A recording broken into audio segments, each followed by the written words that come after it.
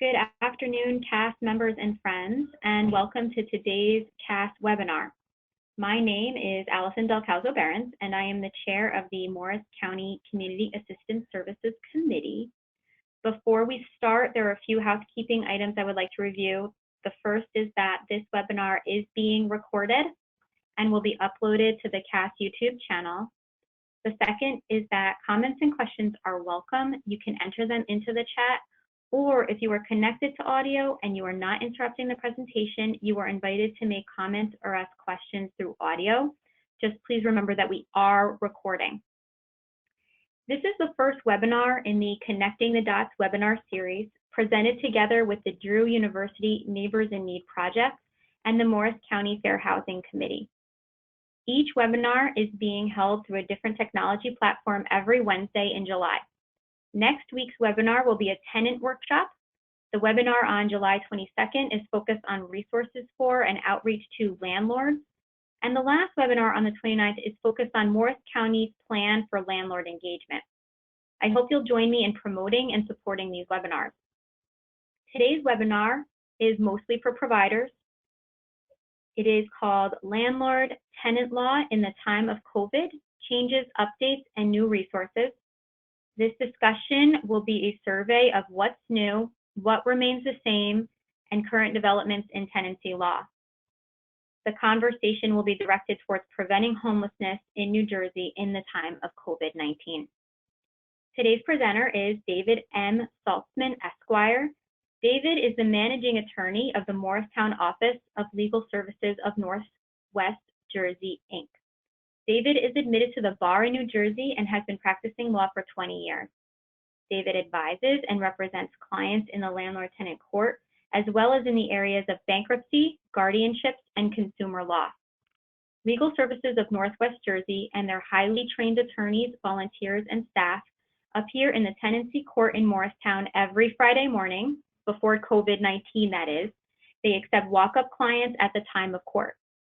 Legal Services of Northwest Jersey, Inc. has an office located at 30 Schuyler Place, Morristown, where they have lawyers, paralegals, and support staff who assist the most vulnerable residents of Morris County, and they can be reached at 973-285-6911.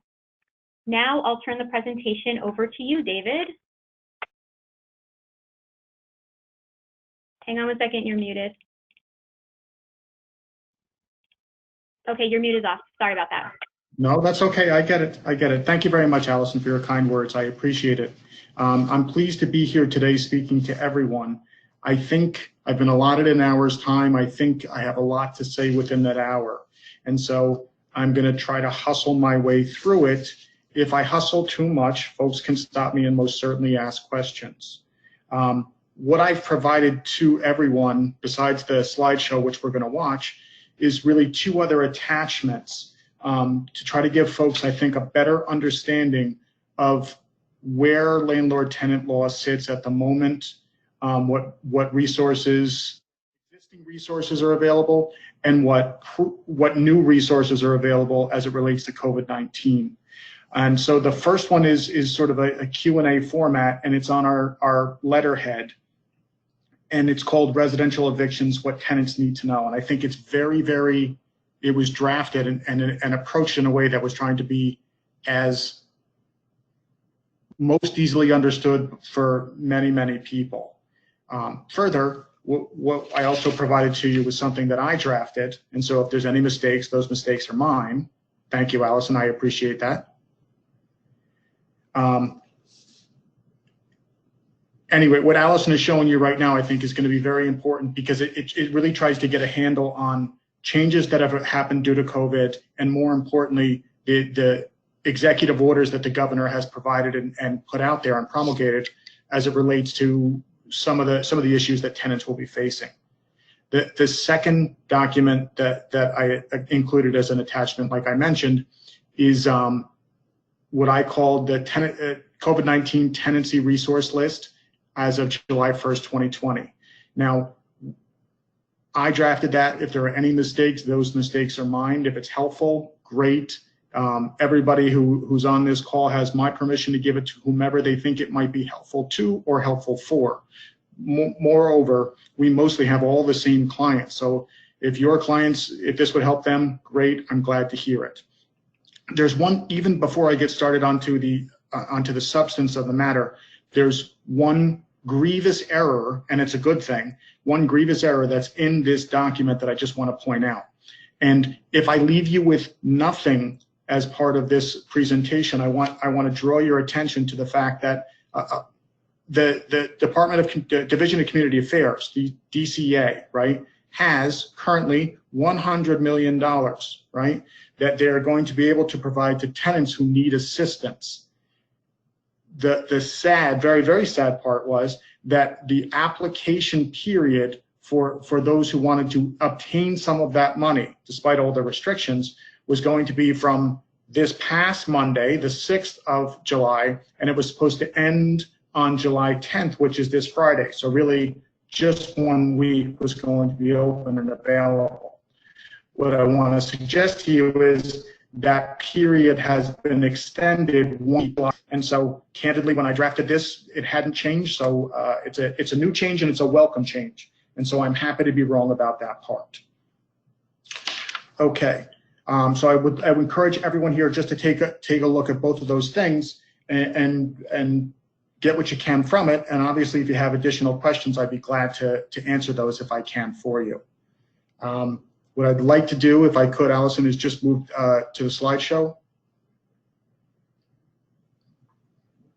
Okay, so if we can go to slide 2. Thank you. So let me just start off by saying who I am, right? I'm the managing attorney of the legal services office that's in Morristown, right? I have been a part of this office in Morristown for nearly 10 years now. I'm an attorney for nearly 20 years. I appear in Landlord Tenant Court, again, before COVID-19, nearly every Friday, right? And so we are very fortunate. We have a team of attorneys, support staff, secretaries, volunteer attorneys who come with us, and volunteer support staff who come to Landlord Tenant Court every Friday, whenever we return, to represent folks. We take with us clients who appear in advance, and we also pick up new clients who are in court at the time who never called us before. We have the ability to do an intake at the time they walk up to us, and we're able to do what we can for as many folks as we're able to. So what we do, Legal Services Northwest Jersey, we have lawyers who practice in many different areas of the law, but today we're just really going to focus on the landlord-tenant part, because we, as an organization, like many of you, see that landlord-tenant law is really going to become more of an important issue as we go forward for all of our clients. And so there are many of our joint clients, and I'm going to refer to them that way, our clients, yours and mine. But there are many of our clients who are going to be having these issues. And if there are questions, if there are concerns, I would kindly ask you just to send folks to us so we can have those conversations. And again, please ask questions if you have them of me during the presentation. Further, all of the stuff that I'm giving you, I think this slideshow is probably pretty good, but there's other sources that you can go to, right? Legal Services of New Jersey, and the web address is there, right? They have more in-depth resources, and you can have a look at those. Okay, if we could move forward to the next one. Right, so here's the overview, right? New Jersey landlord-tenant law is strictly governed as a statutory issue, meaning you don't just make it up, and you don't just landlords don't get to make it up and choose why they want to get rid of folks, right? The causes, there are literally 18 reasons why a landlord can evict a tenant. The one that's used most, really in 90% of the cases, is non-payment of rent. And that's what we're going to see a lot of going forward. And there are 18 additional other reasons why a landlord can get rid of a tenant. What I want to say is, when a tenant appears in the landlord-tenant court, if they haven't paid the rent, there is no notice that the landlord needs to give them before they move on. All of the other remaining reasons require that the landlord give them notices. And so when we see those cases, it is very easy for us as advocates to poke holes in the notices or the lack of notices if they haven't provided them. So we're going to go over the eviction timelines to see how long it did take in the past and then how long it will take in the future as our best guess. We'll talk about backlogs in cases, right? Because simply put, the last time we were in Landlord Tenant Court, it was March 13th, 2020, right? On that day, I adjourned 2 cases because we thought we were going to be in court Friday the 20th, and we just weren't. Again, moving downward, I want to underscore to folks that DCA has $100 million that they're going to be able to use and give out to tenants who need that assistance. And again, my slide is incorrect because the date has been changed to July 17th. And as I mentioned earlier, the tenancy resource list. All right, let's get into it. I hope I'm not too boring, and I hope my voice isn't too monotone. So there are regular landlord tenant law is a little bit boring. I get that, right? But there are generally rules within the landlord tenant practice, and everybody abides by the rules. We're good. Now, COVID-19 has certainly changed many things, right? And there are, I think, 2 important things, 2 executive orders that were issued by the governor that I think are vitally important, and I think we need just to address for a few moments, right? 1, Executive Order 106, right? This was early on in the process because he started with 101, right? Executive Order 106 stays all tenancy and foreclosure lockouts until 60 days after the COVID-19 emergency has ended, right? And so we're still in the process of the emergency. And so despite what happens with any of our clients, with any of their fact patterns, however different they are, you should know that when the governor says the emergency is over, at earliest, someone could be out is 60 days after that. And so that does give them some time to look at their options, look at resources available to them, and even to seek us out as counsel. 2, Executive Order 128, right? This is an important one, and it's one that's currently being challenged in the federal district court here in New Jersey. Executive Order 128 permits a tenant to utilize their security deposit towards arrears owed to the landlord for outstanding rent, right? It's not a done deal because the district court case that's now pending, it's really just getting started. The good news behind this executive order is it allows, obviously, tenants to use that money towards the outstanding arrears. Traditionally, security deposits in New Jersey should not exceed, by statute, 1.5 months. And so if someone has lost income for a certain period of time, this alone might give them the ability to simply to get the credit applied so they're not behind on the rent. And so this is a very good thing. There has been a statutory change, right? And I've listed the statute here, 2A:42-10.15. You don't need to know that or even write it down, right? But it does. That was a change in the law that happened well before COVID arrived on these shores, right? And that what it did was traditionally a tenant, if they didn't have the money before they were actually locked out, they would be locked out. And if they could come up with the money the day after they were locked out, it was too bad and they would have to move on. This statute, the change there, actually allows a tenant to, once locked out, to return to the premises so long as they can come up with all the money up to 3 days after. And so it is a tremendous resource to a certain amount of clients who just need to get back into their apartment. And there are times, not all that often, but there are times where someone just needs to wait to get to their next paycheck or something like that. And so that 3-day time period really changes things for certain folks.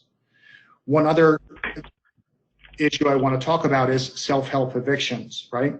Self-help evictions is a fancy lawyer term for when a landlord decides that they want to lock out a tenant, right? That's a self-help eviction because the landlord is doing it him or herself. Simply put, there's a statute in New Jersey that says this is not permitted, right? This is not permitted. Now, importantly, if it happens, if a landlord says, get out, you haven't paid, right?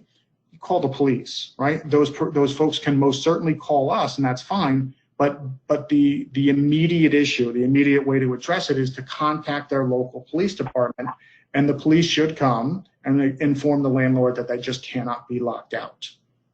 That's an important thing. And I want to say this especially, this happens less in apartments and more in hotel and motel type situations.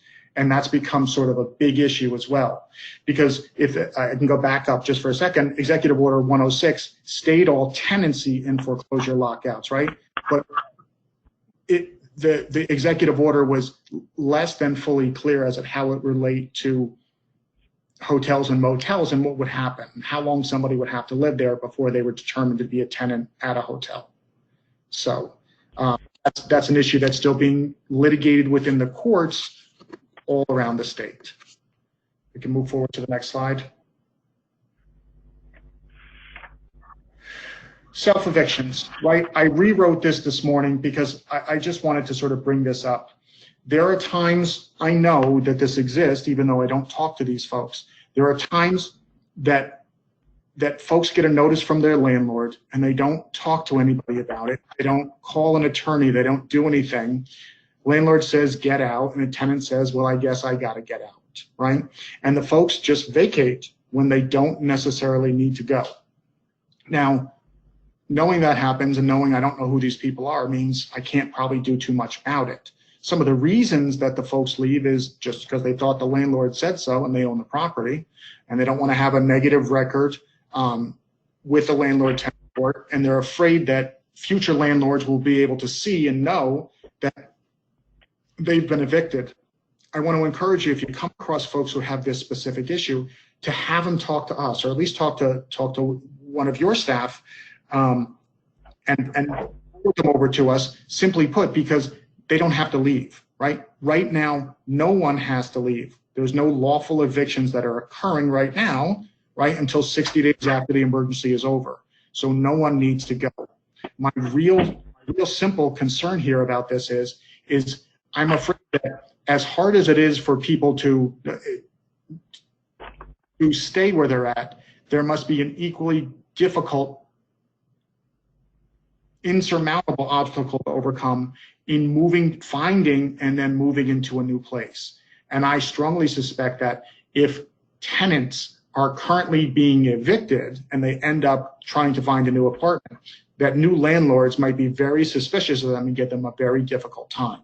My best suggestion is it's just safer for folks to stay where they are at right now, and not try to move, and because the law won't force them to move at this time. All right, next slide, please.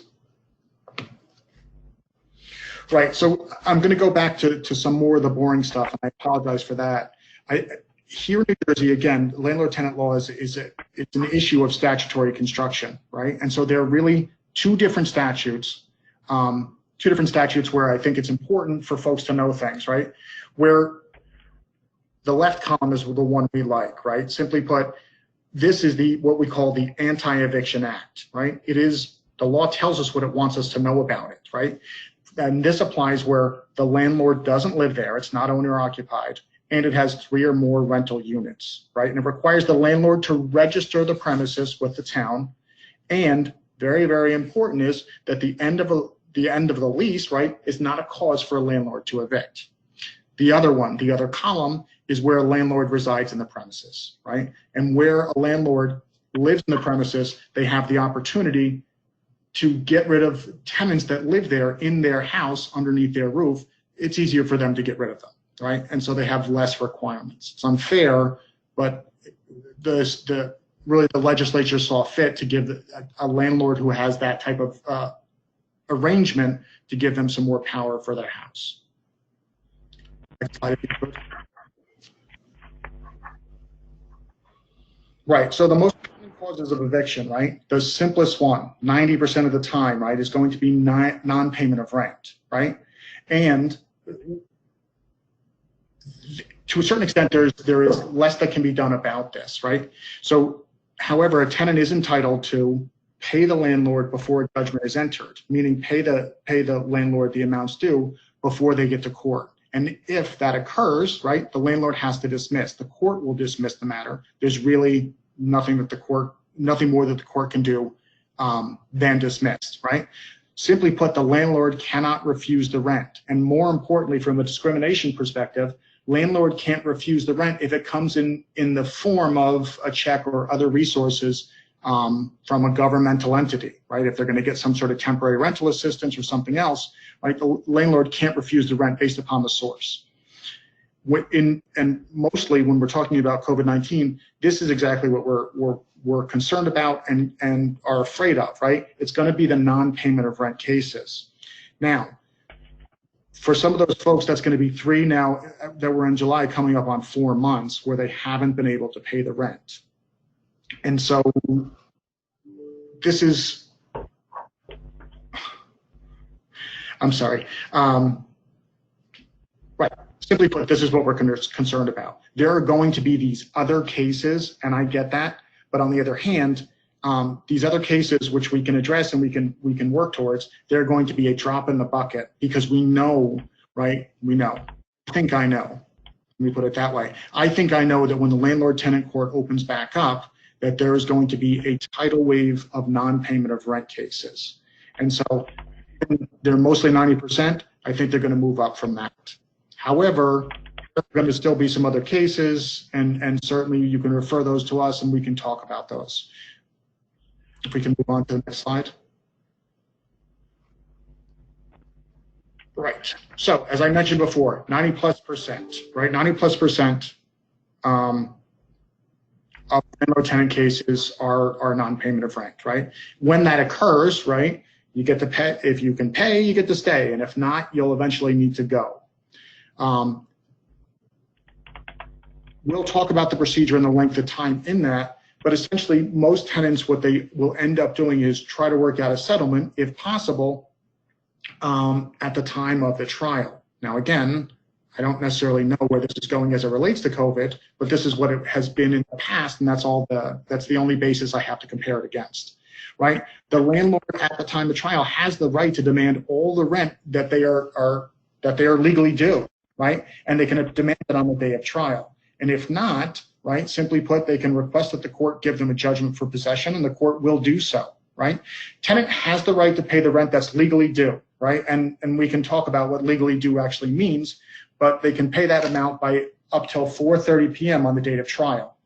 Now, what's important about that is there's very, very frequently in non-payment of rent cases a dispute as to what amount is actually owed, right? Landlords will frequently insist, well, you haven't paid me rent in 3 months, and so therefore I'm going to also charge you the 3 months rent, late fees, legal fees, attorney's fees, filing fees. I'm going to charge you all these additional fees.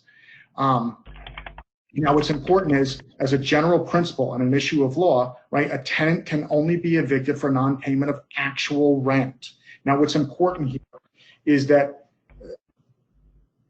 rent is what the lease says it is, right? And so we'll talk about it in a moment, but the lease, in order for a landlord to try to collect on those additional fees, the late fees, the legal fees, the filing fees, they have to have certain very specific magic words. And magic words is a silly way to put it, but magic words that have to be in the lease in order for them to try to evict for those additional fees. Earlier, there's again a change in the statute that allows a tenant to pay up to 3 days after they are locked out. We'll move on to the next slide if we could. So, what is rent, right? Obviously, everybody knows what rent is. The basic monthly cost of living in a landlord's property, right? But as I mentioned just a moment ago, it does not include late fees, attorney's fees, pet fees, filing fees, other stuff, right? A landlord is, however, allowed to collect those additional fees, right?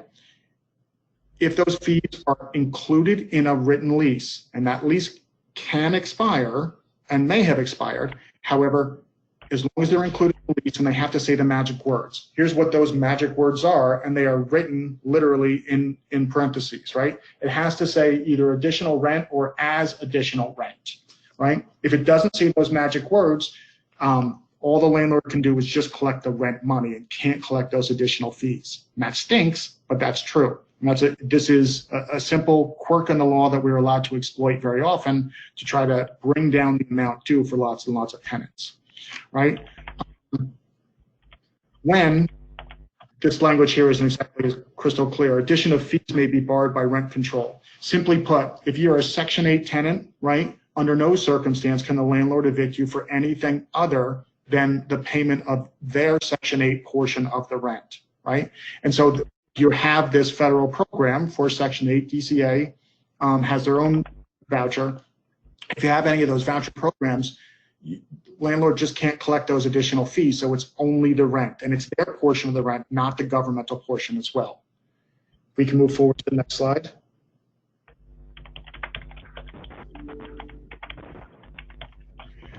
I just have to say to folks, I haven't gotten many emails all day, but during the time I'm giving this speech, I have gotten so many emails and so many text messages, it's just amazing. So, eviction process, let's talk about that. Now, what I want to say here is this is the eviction process as it was, right? As it was at the beginning of March of 2020. I don't necessarily know how it's going to change, right?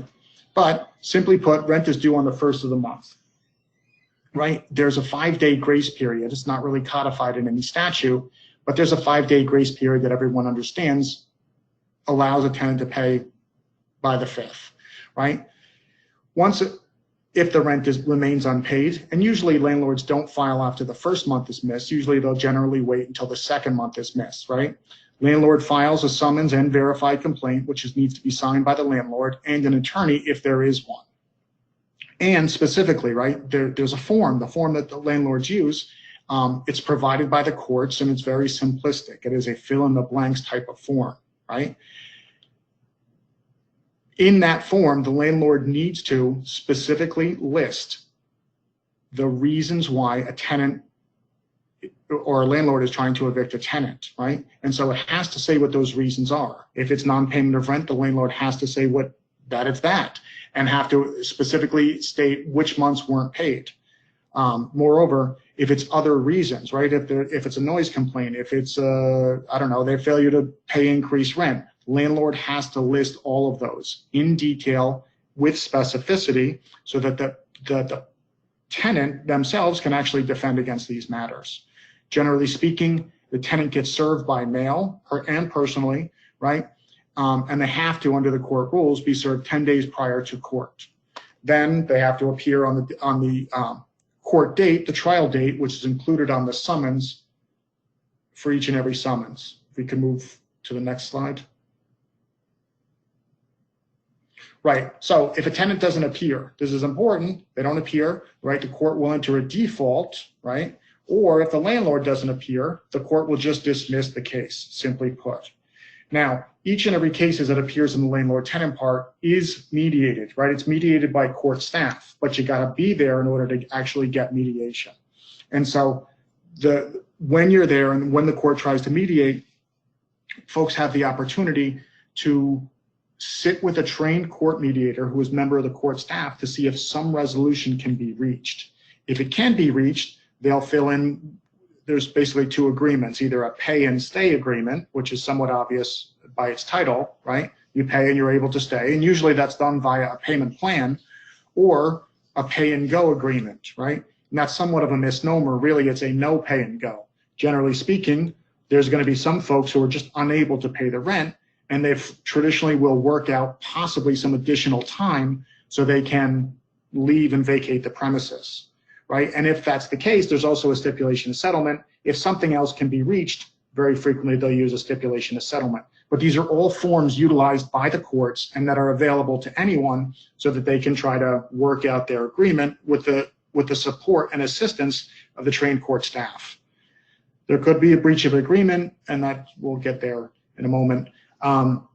If none of those work, right, one will end up in trial, right? You'll have to try your case.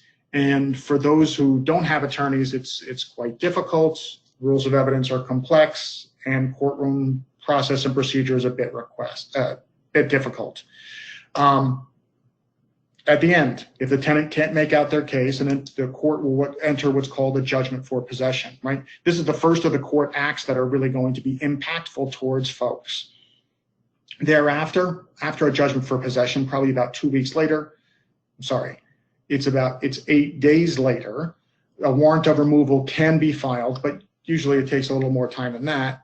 After that judgment, though, a tenant can file what's called an order to show cause, right? And they want to get in front of a court and explain things to the court to tell them why they shouldn't be locked out, or they can file for additional time. And that's what that order for orderly removal is, right? Under the court rules, 6:6-6B, that allows a tenant to get up to 7 additional days without any payment before they're actually locked out. And so there is some time built in. And then thereafter, it's the lockout. And the lockout is here, really the end of the process as it relates to any tenancy. If we can move on to the next slide.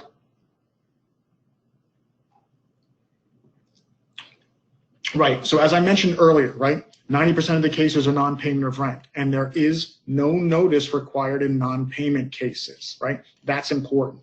A lot of times folks will come to me and they say, I haven't paid the rent in 2 months, but they didn't let me know, and so therefore I don't have, they can't get me out. That's simply incorrect. What I want to say about that is there's just no notices required. Generally speaking, the way that the court looks at this is if you haven't paid the rent, you should know that you haven't paid the rent. And if there's an issue where in fact you did pay the rent, but the landlord has indicated that the rent was unpaid, well then that's an issue for trial, right? Because simply put, a tenant can and would be able to prove if the rent payments were made.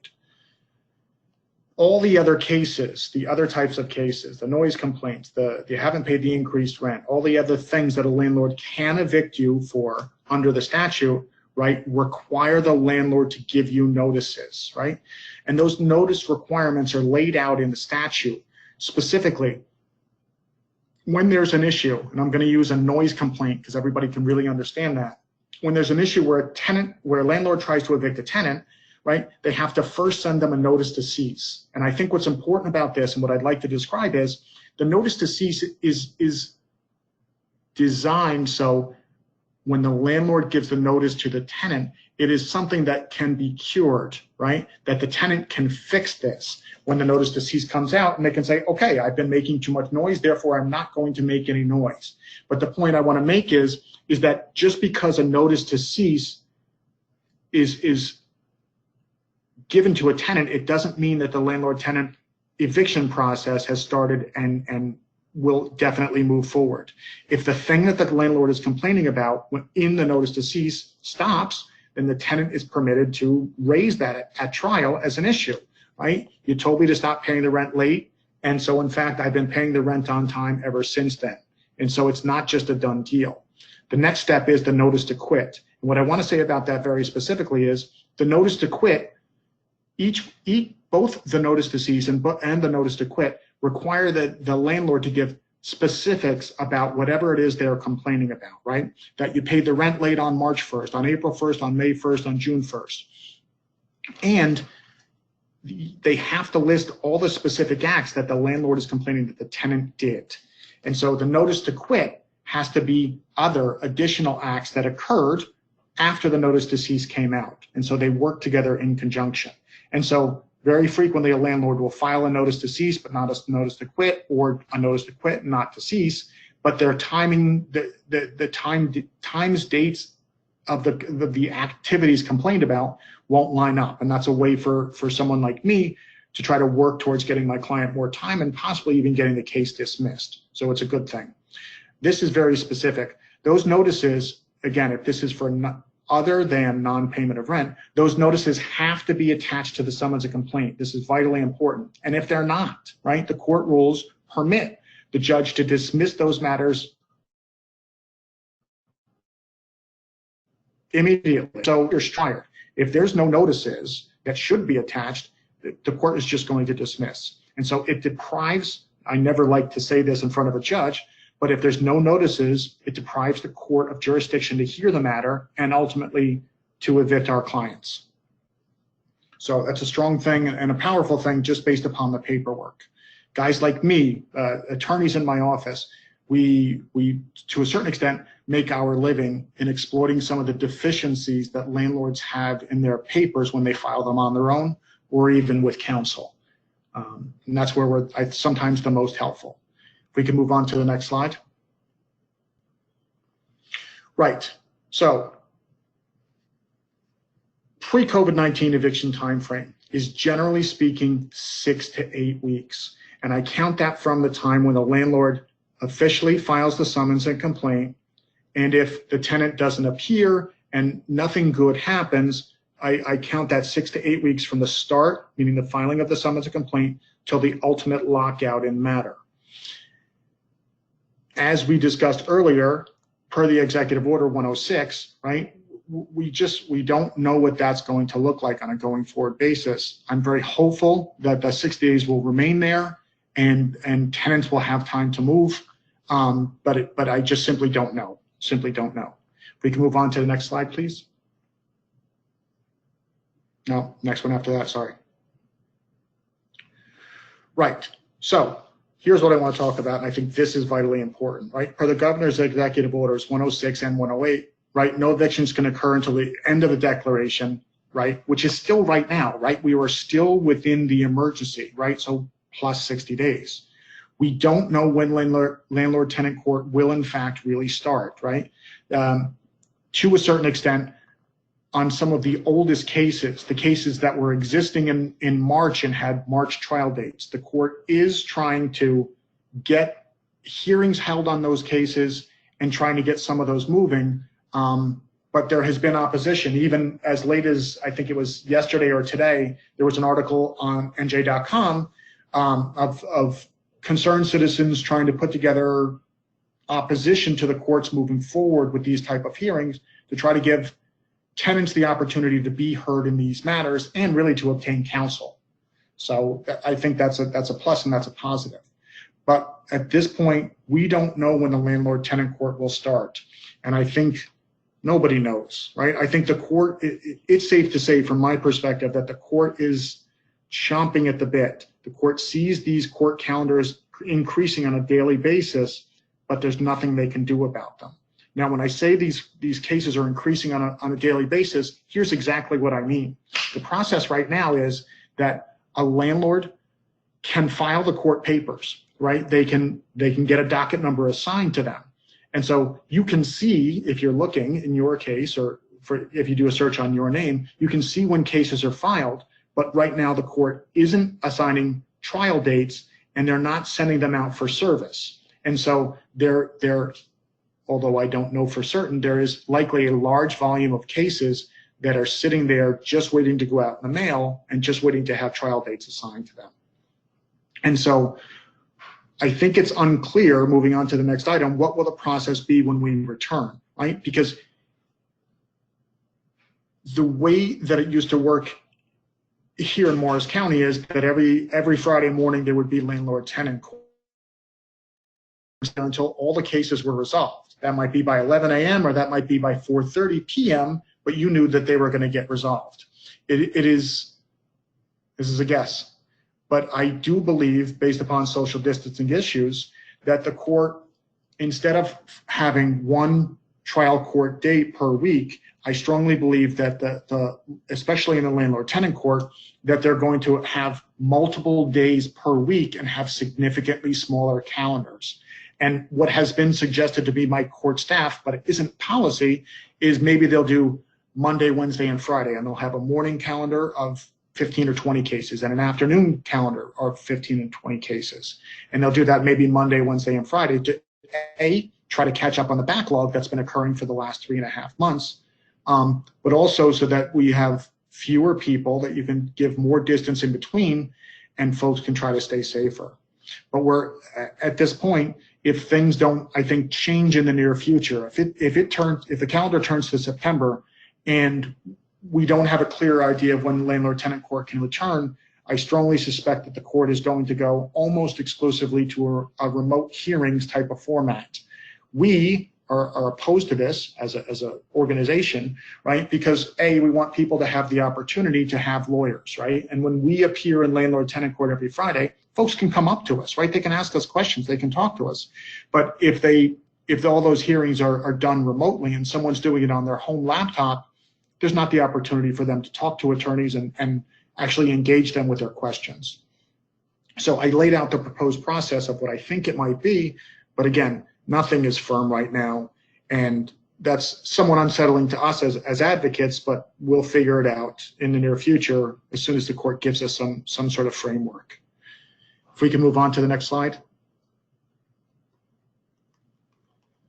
Right, so if we have a quick look at the other issues that normally occur, what I want to say is if non-payment of rent is the 90% of cases, the next biggest set of cases that we have are habitability cases, where an apartment or a house or a building is so run down that a tenant can't really live there. And so these type of cases are also where I think we can be very helpful. There's certain remedies that I think that folks can utilize to try to get certain repairs made. What I want to suggest is I suspect, because I've spoken to people who are tenants, I still do right now, even though, I talk to people all the time and I get some of these complaints. And so one of the biggest things that I tell folks is, right, if the place, there's no power, the cold water's off, the hot water's off, whatever it is, right? First place that folks can go is to call their local health department, right? A landlord is not permitted to turn off power, hot water, cold water, electricity, or anything else to try to evict a tenant or for any other good reason. And so simply put, when a tenant has these issues, they can call their local health department, and that usually is an excellent way for them to try to get the services turned back on. However, usually no landlord wants to get the phone call from the health department saying the power's off, the heat is off, or cold water, hot water, or anything like that. So again, tenants can do that. I suspect right now that because no tenants want to make waves, they're maybe living with certain bad conditions that they don't want to complain about because they're afraid the landlord will try to throw them out. And so the health department can be helpful in trying to get repairs made. Certainly a tenant can, if the conditions are so bad, they have the opportunity to do one of two things. They can withhold the rent, right? And when they withhold the rent, they must let the landlord know in writing, hey landlord, I'm withholding the rent here for July, here's why. All the windows are broken and the place is terrible, right? We have no water, the toilet's backed up, whatever. But I would suggest each and every tenant, if they choose to withhold the rent, would send a landlord a letter on the first of every month in lieu of their actual rent, and then of course save copies. Another option that's available and recognized by the court is to do what's called repair and deduct, right? Specifically, when a tenant does a repair and deduct, let's just say for argument's sake, the toilet is backed up and nothing can be done about it. Repair and deduct allows the concept, the philosophy is that a tenant is permitted to call in a professional, call the plumber to get the toilet unstopped, and then pay the plumber. And then when it comes time, the next time the rent is due, to deduct the rent that they pay, deduct the amount they paid from the rent money and give the landlord the balance. And so if they do that, they would just need to let the landlord know, and when they do that, and give them a copy of the bill as well.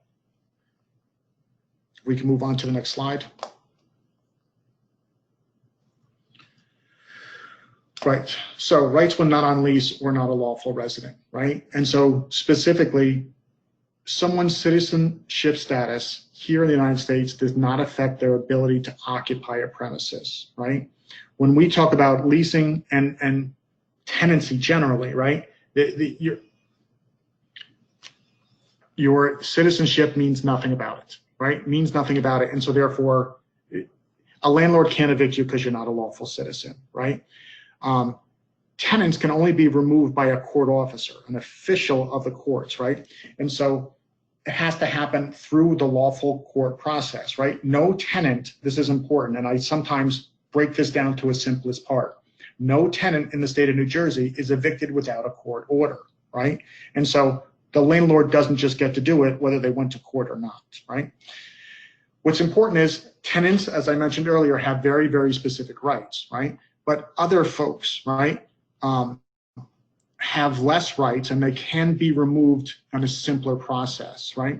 There's something called an occupant. Now, for this example, I just want to bring up, like, you know, maybe your brother, who you haven't seen in 10 years, decides they want to come and stay at your place for a couple of weeks. And when a couple of weeks turns into a couple of months and you just can't get rid of them, there is this process called ejectment, right? This is done not in a landlord tenant court. It's actually done in the district court or the special civil part, right? And this is a process by which you can get rid of someone who isn't a tenant. And here, when we say tenant, we mean someone who's not paying rent, right? This is a process by which a landlord can get rid of a non-tenant simply because they no longer want them. There's papers that get filed and there's an order to show cause, a hearing that occurs, and this is how that can happen. A trespasser, right, can generally be removed by the police. A trespasser is someone who has no legal or lawful right to be there, and more importantly, no permission, right? But regardless, the property owner cannot engage in self-help removal of a tenant or occupant, right? Landlord doesn't just get to lock you out whether you're there, whether you're a tenant, whether you're an occupant or a trespasser. They don't get to do it themselves, right? That's how bad things happen and people end up in hospitals and or jail. If we can move on to the next slide. Right, so we are concluding, right? So here's sort of my quick summary at the end, just to sort of try to see if I can get you to remember just a little bit, right? There's this acronym WISH, right? We want to get everything about our tenancy or the problems we're having with it in writing, right? As I mentioned earlier, no one should self-evict. And so if a tenant is having difficulties with the landlord, they shouldn't just get out. They should insist on the proper lockout procedure, right? Make the landlord work for it and make the landlord do all the things that they need to do within their rights and within the statutes, right? The S is stay, don't leave, as I mentioned earlier, right? Don't leave before you have to, and especially now during COVID, I suspect it's going to be very, very difficult to find a new place, right? And H is to hold on to your money, right? If you have a habitability issue, right? There's plenty of times where tenants stop paying rent, they say, because all the windows are broken, the toilet stopped up, right? And you have to hold on to that money, right? Because you have to be able to demonstrate to the court that you have the money available. And if you don't, that becomes a problem, because even if you had a legitimate reason, you no longer have the money. I want to suggest that if there are any doubts, and I know that I have sort of skimmed through this over the last nearly 50 minutes, right? This is a subject that has lots of little teeny tiny details. Some of them are important, some of them are less important. I want to encourage that if folks have issues, if folks have questions, they should certainly give our office a call. Now, what I want to suggest is we're not there right now, right? But our office remains operational. We have folks who will, if you call and you leave a message, we have support staff who will call and they will get you an appointment with an attorney in the very near future. So although we're not there, we're certainly available to be there and to provide advice, and we'll be glad to do it because that is our reason to be. I thank you for your attention. I hope that I didn't drone on too much. I think if you have any questions, now would be a great time.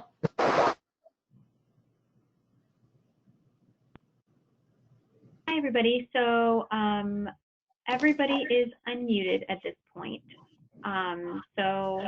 Obviously put yourself on mute if you are not interested in speaking.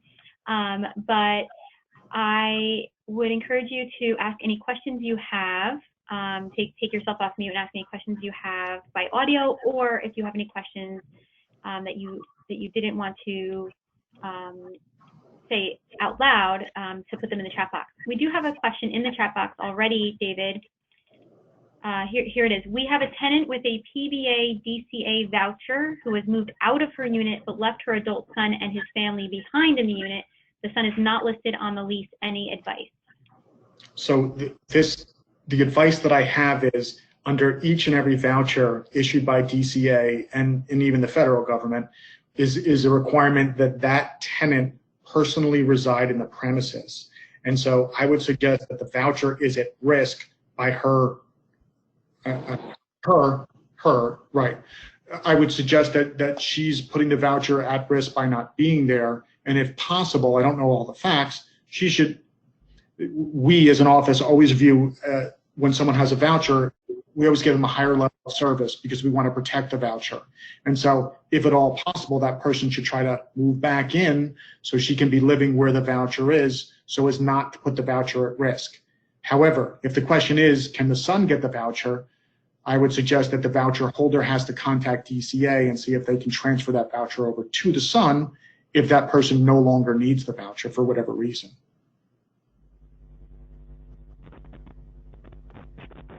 Thank you, David. I just want to remind everybody too, the actual original invitation for this meeting was 90 minutes, but I do understand if you have to leave. We are about 50 minutes in, so I think, David, you did a really good job on time. Rob had a question. Rob, did you want to ask your question? I did. David, I'm hoping that you can help me with this. I'm not sure. I'm currently working with a client right now who is a citizen of the United States from India. He and his son rented an apartment in good faith, a one-bedroom apartment, which was fine for them. This was all just before pre-COVID. The father, who is a widower, the in-laws came from India to stay with him for a visit. It was only supposed to last, 2 weeks, 3 weeks. And then the pandemic hit and all the airports shut down. They have not been able to get international flights out of any airport to go back to India. They have now all tested positive for COVID. And the management company for his apartment complex is sending them letters to cease and desist and to vacate the premises as soon as possible because they are exceeding the capacity of a one-bedroom apartment. These are people who are not even, naturalized citizens of the United States. They have no money, they have nowhere to go, and honestly, they don't qualify for any financial assistance because they're not citizens of the United States.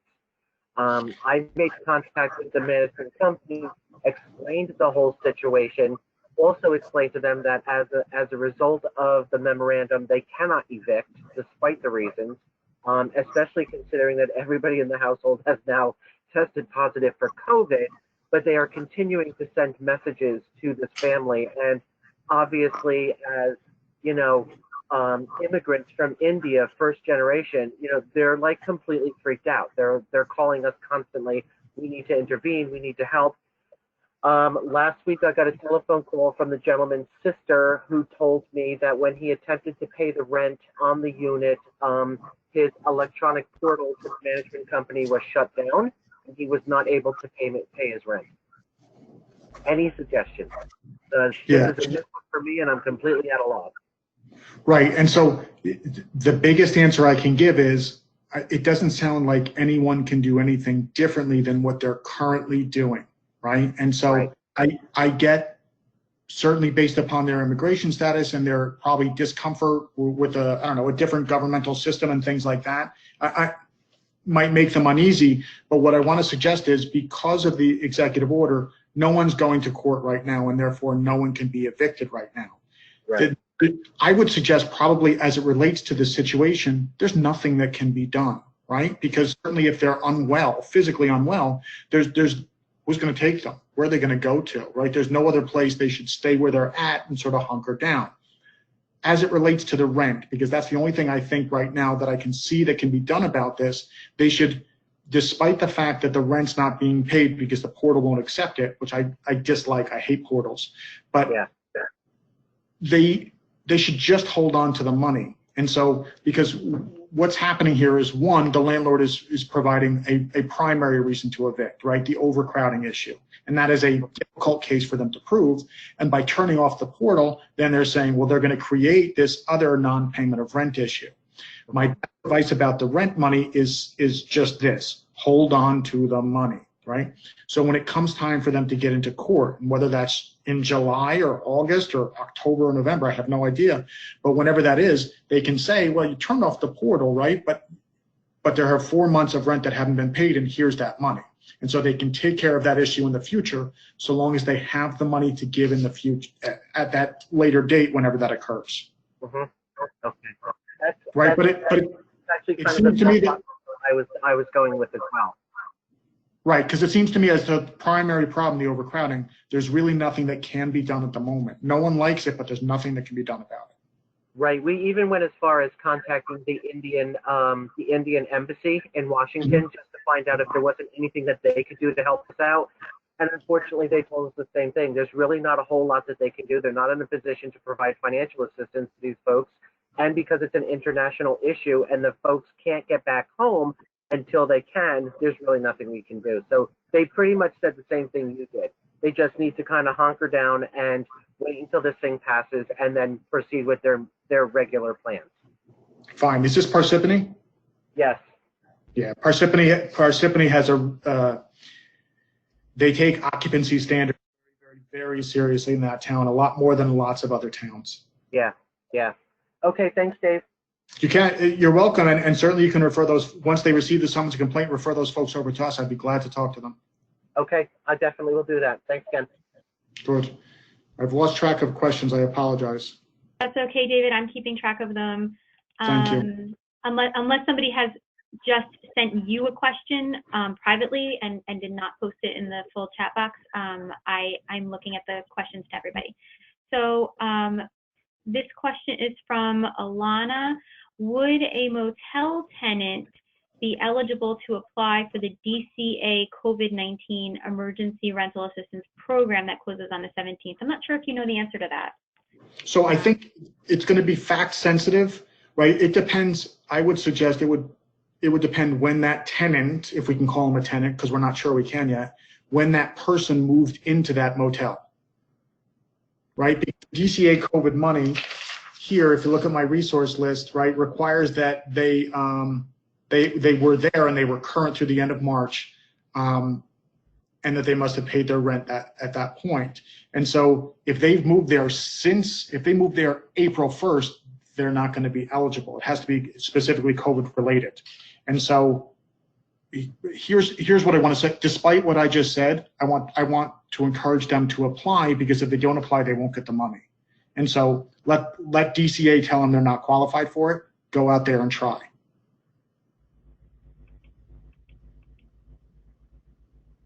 I also want to make sure everybody knows the difference between, there's a couple of DCA programs or projects that are coming up now. And so one of them is this one, which is for homeless prevention. And then there's another DCA program that is looking at people who are homeless. And that would include people who are living in a motel that's being paid for by like an agency. So just so everybody knows that there are a couple of different programs. Fair enough. I wasn't trying to exclude that. Oh, no, I just. Okay.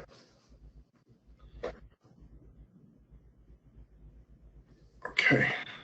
Are there other questions? Jessica? Hey, how are you, David? It's Jessica with the Housing Partnership. I'm well. How are you? I'm all right, trying to navigate through all this. So we have some unique situations coming through for clients that live in Dover that are renting rooms in houses. So does any of that apply, considering that they are private residences? We have clients that have people that were living in, renting the room out. The person lost their job. They haven't been able to collect. We had another person call who was renting a room out to a person that got sick and then wanted to kick them out. So is there any kind of guidance on situations where it's somebody renting a room in a home? So there's a couple of different things I want to say, right? One, go back to the sort of basic principle that a landlord just can't chuck somebody just because they no longer like them. Yeah. Dover has a unique set of circumstances, and I know that the police are quite aggressive there. And so when I say no landlord can throw you out, and if they try to throw you out, you can call the police, I know that sometimes that yields you a different result in the city of Dover, the town of Dover, right? And so that's not right and it's not fair, but I understand that's reality. And so I guess the determinative factor is how long those people have been renting those rooms, right? And there is case law on the issue that basically says, 2 weeks is not enough, 6 months is maybe enough, and then 2 years is definitely enough.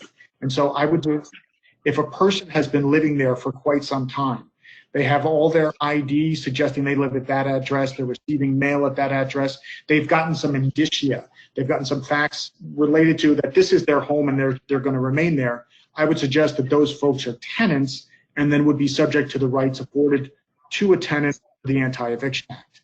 I would also suggest then, if they're a tenant, the landlord has to bring them to the Landlord Tenant Court before they try to evict them. But again, going back to the most basic principle, landlords don't just get to chuck them. Nice. Thank you so much. You're welcome. You're welcome. If you have additional follow-up questions, you know my number. Yeah. All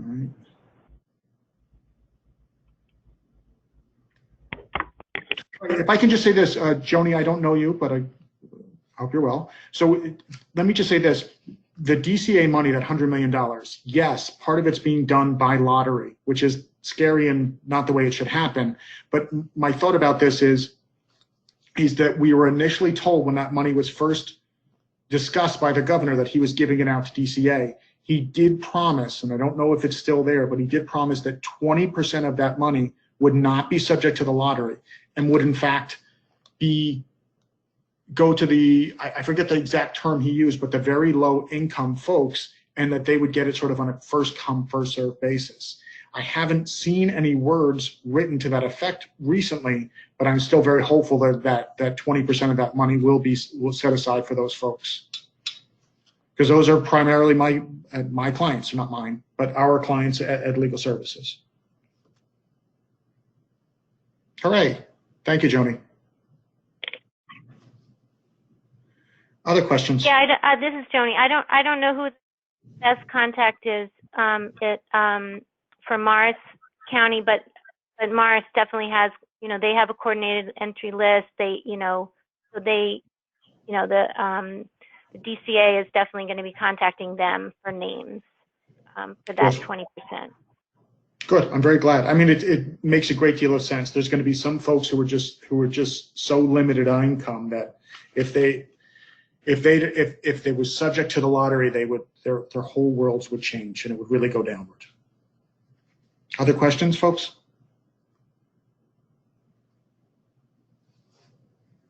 If the person with Section 8 hours fallen behind due to a COVID job loss, are they ineligible for the DCA assistance because they're already considered assisted? Yes. The simplest answer is, Lisa, is yes.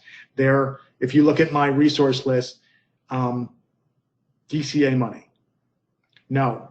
They might be able to apply for the DCA money, but they're ineligible for HPP, but they may be eligible for DCA. Again, I would strongly encourage them to apply and be told by DCA that they're not eligible. But as to the requirements that I read, as I read them, they might be eligible for DCA. Other questions? This is fun. This is Joni. Sorry. My understanding of the DCA funding is actually that the tenant has to pay 30% of their income. So to me, that sounds like somebody with Section 8 is just going to be automatically eliminated. It's going to be considered a duplicate. Okay. And listen, but I mean, of course, people apply, but me, I think somebody with Section 8 is not going to be eligible. Okay, and you might be right. I don't strongly think I know this issue. I also think it's fair to say that, as I started off by saying, any mistakes in this tenancy resource list are mine, completely mine. I did the research and I did as best I could, but it's, I think, fair to say that some of these details, some of these facts, they're going to change slightly. I suspect it wasn't a surprise to me that DCA extended in this matter. I'm sorry, the time frame for people to apply, and I suspect they may even extend it further. And so some parts of this will change. Please don't take what I wrote down on this paper to be the gospel. It's a good start.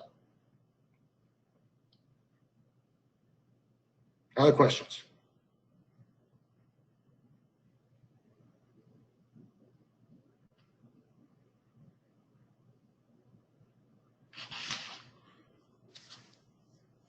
All right, I don't hear anything, Allison.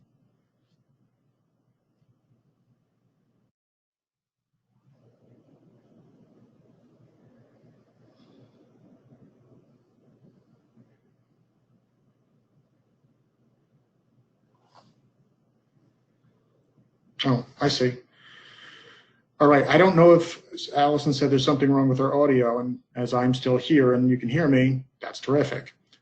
If there are any other questions folks want to ask, maybe you just want to type them into the box. I don't know if Allison had any other additional items on her agenda after I spoke that she wanted to address this afternoon. Can you respond to that, Allison?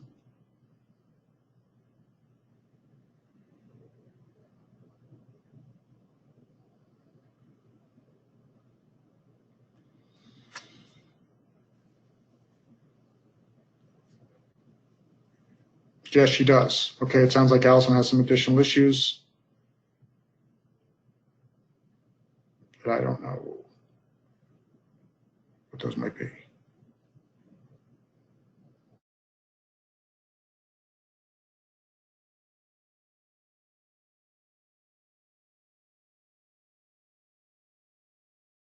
Back with us, Allison?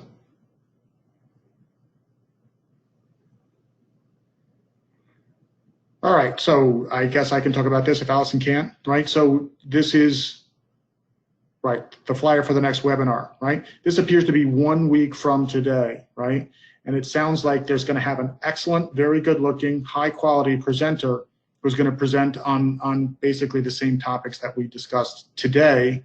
However, this is going to be really towards a different audience. It's going to be the second part, and I can explain this because I'm on the committee that's presenting these. It's going to be the second part of a 4-part series about landlord tenancy, you know, during the time of COVID, and talk about some of the other resources. And this one's going to be targeted more towards tenants exactly. So please Allison is asking, please advertise this with tenants and post it on your social media. Tell everyone you know who lives in Morris. I literally had a staff member, just not knowing that I was presenting on this, send me permission to see if they could come to this, which will make it weird and interesting at the same time.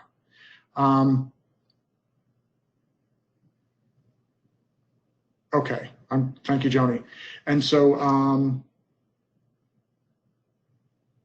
right, so they can still apply for it, got it. Okay, thank you everyone for attending. Thanks for listening, and I hope I didn't drone on too much. Thanks so much. You're welcome, Allison. Bye-bye now.